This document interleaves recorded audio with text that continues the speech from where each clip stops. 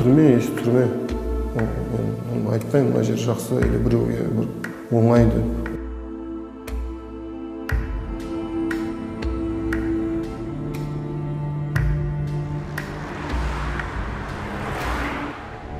Бұл ОВ 156-14 қатаң режиміндегі түзету мекемесі.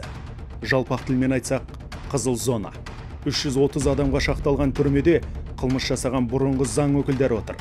Солардың бірі Нұрлыбек Сағатов. Қызылорда облысының тумасы Ішкі істер министрлігінің академиясында жедел уәкіл болып қызмет еткен.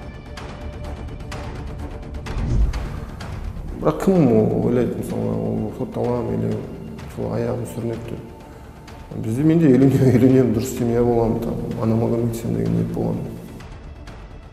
ВК желісінде Нұргүл Балтабаева деген екі видео жібереді, мен оны ойымдадым жоқ енді. Сол таныс балдарға жіберем. Нұрлыбек 2012 жылы алдымен жұма намазға қатысып, кейін таң намазын қосып, түбегейлі дінге бет бұрады.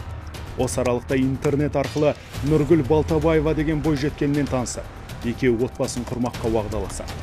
Бұл оқиғаға Нұрлыбектің анасы куәлік етті.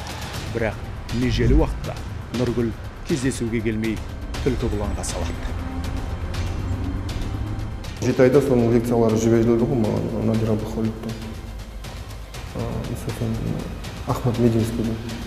Радикалды көзқарас болған, енді экспертиза дәлелдеді ғой. 3 күн уақыттан кейін мен ұлттық қауіпсіздік комитеті ұстайды.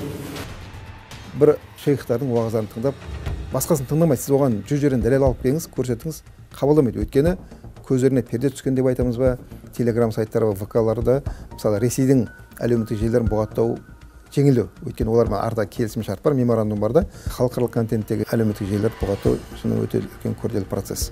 2020-ның өзінде 1750 контентке біз теріс қорытынды бердік. Әрбір шешімнің артында үлкен бір жауапкершілік бар. 35 жастағы азамат жалдамалы пәтерінде тұтқындалды. Тергеу кезінде әлгі интернет арқылы танысқан Нұргүл Балтабаева жіберген бейнероликтардан ойы бұзылып, дәстүрлі діннен ауытқу болғанын мойындап отыр. Сот оған 7 жыл жаза кесті. Негізгі мәселе, анау мұсылман емес, мынау мұсылман деген мәселеде емес, бұл жерде негізгі мәселе иманға шақыруда. Сол болу керек та бізде. Ал бізде бұл басқаша күлік салып тастайды да. Проблема ол көбіне интернеттен басталады. Бауырларыма да айтатын нәрсем, что интернеттен білім алмасын. Конституцияның басқаруымен отырмыз. Конституция деген ол бір жаңағыдай европалықтардың шығарғандары, бұл ислами заңдылықтарға қайшы, мынау деген сияқты нәрселердің барлығын олар айтады. Бізге ең дұрысы, мұсылмандар үшін ең дұрысы шариғат дейді. Осылардың барлығы, осы дүниетанымның барлығы сәләфилік идеологиясы, псевдо-сәләфилік идеологиясы.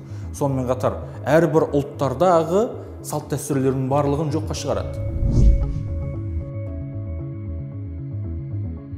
Сезімге берілген жедел уәкіл интернет арқылы танысқан бойжеткенге алданып, сол арқылы экстремистік идеологияға тез арбалған. Махаббатқа мас болдым дейді. Оның бостандыққа шығуына әлі 5 жыл бар. Үміт артқан кенжесінің қылмыскерге айналғаны ауыр тиіп, анасы биыл құсалықтан көз жұмыпты. Марқұмға ұлының қолынан бір уыс топырақ бұйырмады.